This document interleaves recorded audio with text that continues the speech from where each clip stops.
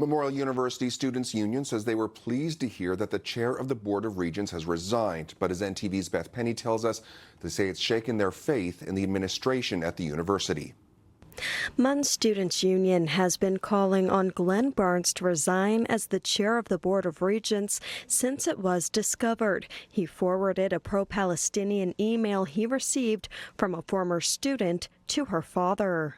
Very dismissive of student concerns, very dismissive of community members' concerns, because that's another thing. This wasn't even a student. This was a community member who's been a graduate of Memorial for a number of years. An investigation found Barnes had violated the 35-year-old woman's privacy. Nicholas Keogh with the Students' Union says they are pleased to see Barnes' resignation, but says a bigger issue lingers, that students don't feel respected by some staff and administration. The former Minister of Education had actually appointed Mr. Barnes to this position, and so we know that that is going to happen again. The next appointment is going to come from the Minister of Education, and we don't know if we have much confidence in that. You know, students don't have a say in that, and it happened last time and it didn't work out very well for students. So we're definitely worried about that. We're worried about the lack of transparency in the process, and we're just overall worried about making sure that our university administrators listen to students and respect students. According to a statement from the university, a special meeting of the board was held earlier this week on August 13th, where members determined that the recent email activity by Chair Glenn Barnes was not aligned with the Board of Regents Code of Conduct.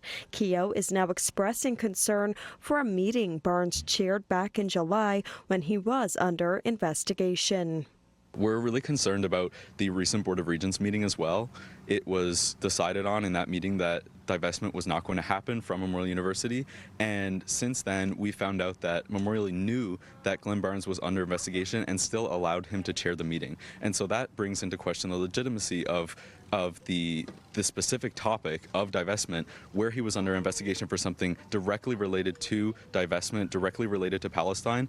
That to me seems as though it might not have been a legitimate decision that the Board of Regents made, and we might need to see them reconsider this decision and comply with international law.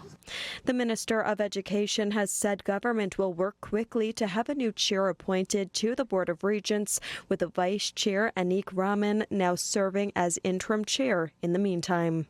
Beth Penny, NTV News.